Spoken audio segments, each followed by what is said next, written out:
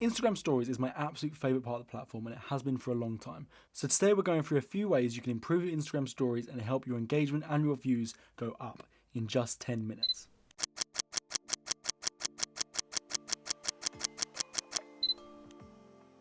So the first thing we need to do is we need to evaluate why we're using Instagram Stories and what we consume on Instagram Stories as photographers ourselves. So if you're watching this video, it's a safe bet to say that you're probably a photographer or videographer and are trying to use Instagram to get your work out there.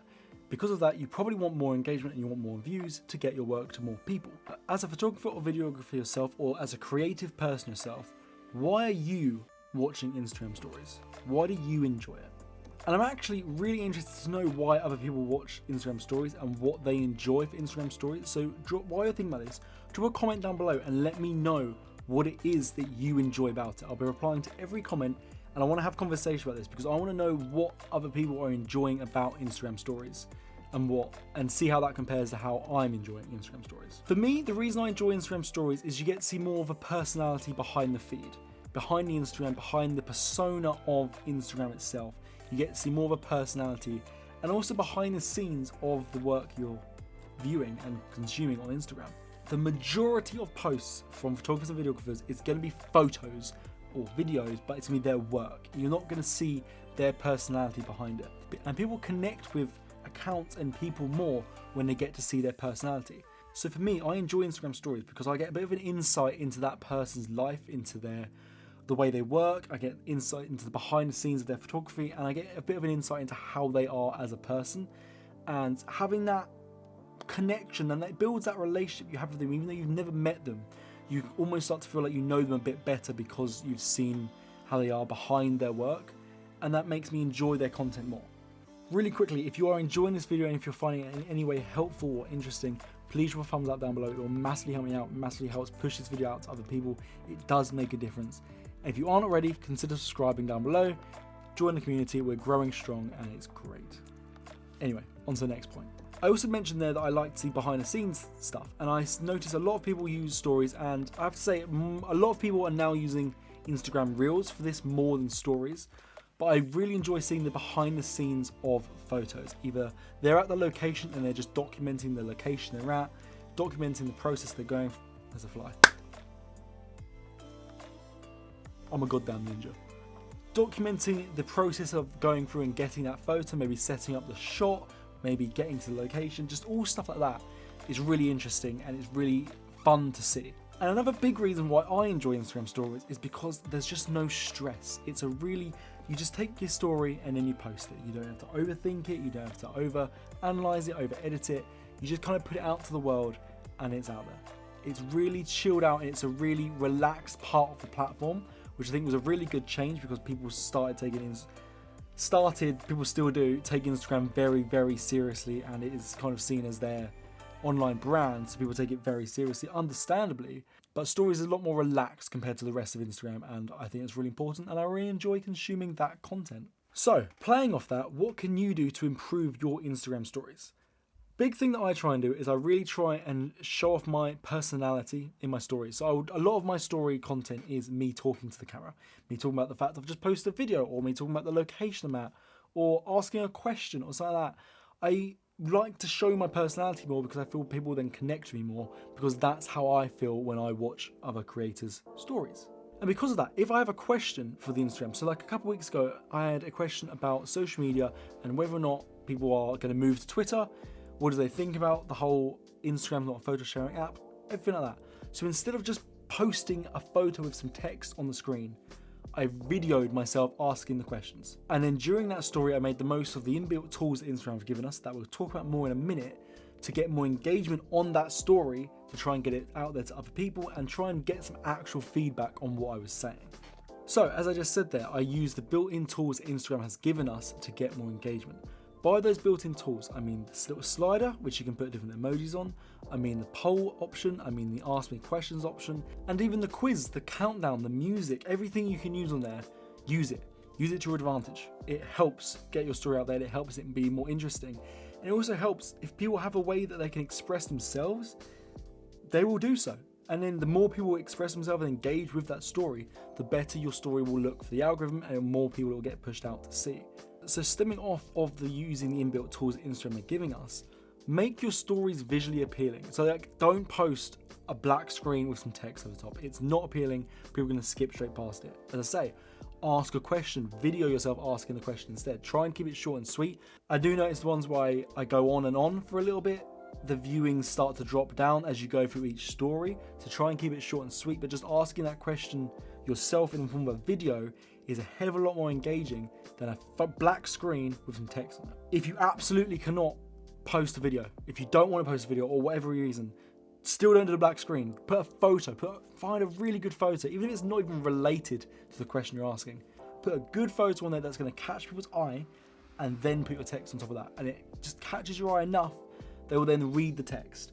And even if that's all they do, they don't engage with your poll or your questions or anything else after that.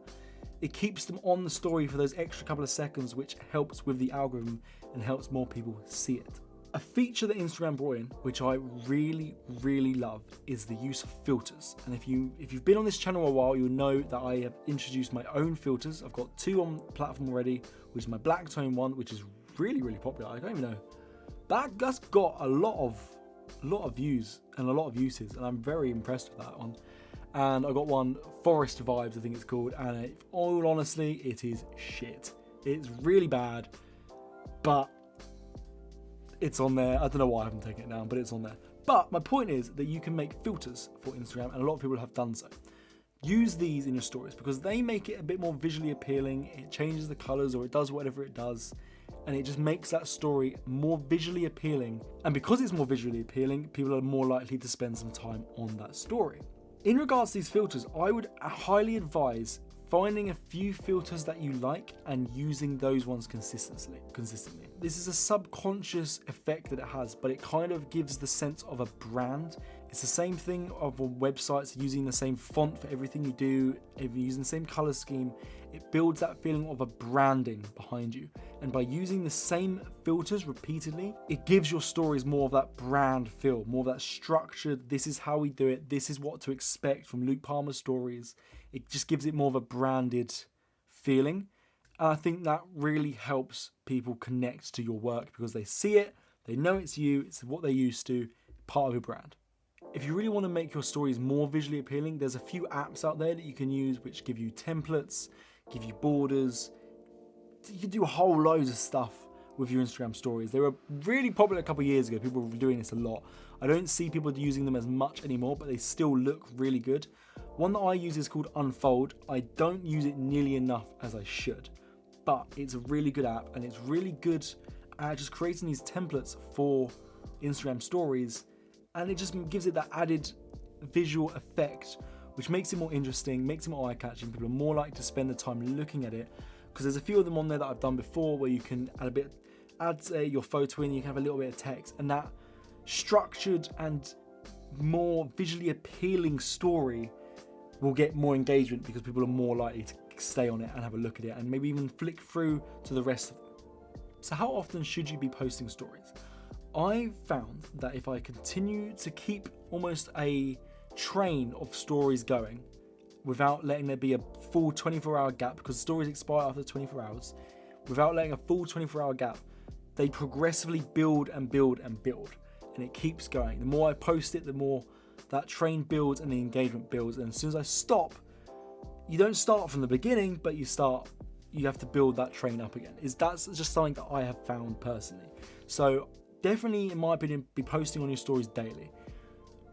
How much daily completely depends on what you are doing. Don't spam it, don't overload it. There is nothing worse than flicking onto someone's story and there's just dots at the top because they've posted so many stories and you have to sit there and tap and tap and tap and tap and tap. People won't, they'll just skip on to the next one. Really easily to do now, so just don't spam it that much. I would say like 6 to 12 stories is a good amount, but as I say, it depends on what you're doing during the day. If you're just chilling at home, you're doing some editing and you want to post some stories, post a couple of stories throughout the day. Don't have to overdo it because it's just going to get boring otherwise. If you're out hiking and you've got all these different viewpoints and all these different amazing things you're seeing, then yeah, upload a few more, keep that engagement because it's a really interesting thing that you're uploading and people will be more likely to continue to tap through and watch the whole story instead of just skipping on to the next one. Another key thing is to post throughout the day, because if you post all of your story in one go, people are going to come onto Instagram, they're going to see you've got a new story, they're going to watch the whole thing, and that's it. You're out of their mind for the whole rest of the day. But what you want is every time your audience goes back onto Instagram, you want a new story up there. You don't say you don't want to spam it, you don't want to overload it, but you want a new story up there so they see it. I saw earlier he was on a hike. Let's see where he's at now. Tap it onto it. Oh look, he's now at this view. Goes off Instagram, comes back an hour later. Oh, there's another story update. You're more likely to keep getting engagement. And with my earlier point of keeping that train going, of not letting it finish, that has that effect. It has that snowball effect where your audience is almost following you on this journey, and they want to keep seeing where it's going because it keeps being updates, but they're not spam, they're not overloading. There's little updates, and it just keeps the audience retention there, keeps going and going and going. Really big thing that I've noticed, and I've had to stop doing it. Do not share your posts to your story. It will get less engagement. It will not get pushed out as far by Instagram. Share other people's posts to your story. Absolutely. I don't know if that has an effect on engagement. Personally, I haven't really watched for that, but support other creators. Yeah, go for it. Just don't post your own. Don't post your own to your story, because obviously Instagram wants that content to be consumed on the main feed. They don't want that to be consumed in stories. Stories is its own thing, so it's not going to get pushed as far. I would imagine that sharing other content creators' posts probably has the same effect. But at the same time, I'm all here for shouting out other content creators, so go for it, in my opinion. But yeah, just don't post your own. It will not get as many views. And if that one doesn't get as many views, the ones following will suffer from that one post. So just avoid posting standard posts to your story. I think that goes hand in hand with Reels and IGTV as well, because it's the same thing. They want you to consume that content in that part of the app. It's really annoying because as photographers, it's a really good way for us to share our work and shout out, hey look, I've got a new photo up, go check it out. I've got a new reel up, go check it out. But yeah, Instagram doesn't want you to do it, so let's just play by how they want to play it and don't do that. And my last point for helping improve your Instagram stories is to give your audience something in the story. It means they're going to be more engaged with it. They're going to actually watch it the whole way through, whether that be advice, you give them some inspiration, you're talking about a lens and you're explaining how you've just got this new lens and how what's good and bad about it, whatever it is, give them something. Don't just be posting something really boring because you wanted to post it, because it won't do as well. Give your audience something, even if it's posing them a question. Give them that little box to give you some feedback on it. Give them the poll. Give them something that they can engage with or they can take from your story, and it will do so much better than just spamming some photos on there with absolutely no context, no explanation. You're just putting up there for the sake because you thought they looked good and you wanted to post them. That's what the main feed's for. Give something in your stories. Whether it could even just be entertainment, make them laugh. Give them something interesting, give them facts, give them advice, give them inspiration, just whatever.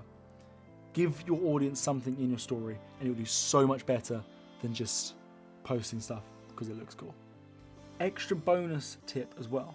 I don't know if hashtags have any effect on stories. To be honest, I've never really bothered doing hashtags in stories, but if you want to do hashtags or if you want to at someone in your story through the text option, because there is the built-in thing, you can with the tool, the sticker, with the text option, type it in and then just pinch, keep like doing that thing where you make it smaller and smaller and smaller and smaller and smaller, and you can make it so small that you just can't see it. Top tip, because I think there's nothing, personally, I hate it when there's hashtags on the story. I think it looks ugly. So just shrink them, get rid of them, because you don't actually need them there. They're not benefiting your audience. They are there to try and push it out or to tag someone in it. Obviously, if you want them to be able to go to that person's account, then you would leave their tag for, but you get the point. That's just a bonus tip for you. But yeah, that is all for me. If you found it in any way helpful or interesting or anything at all, drop a thumbs up down below. It massively helps me out. Subscribe if you aren't already. All the other stuff that YouTube has told you to do, and I will see you in the next video. Don't forget to take the shot. Don't forget to let me know in the comments below why you consume stories, because I am genuinely interested and I will be replying to everyone. That's all from me. Peace.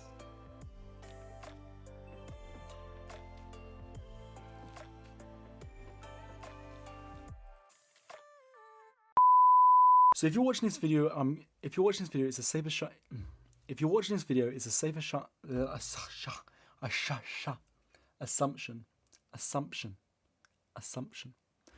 So if you're watching this video, it's a safe assumption. It's a safe bet. So if you're watching this video, it's a safe bet to say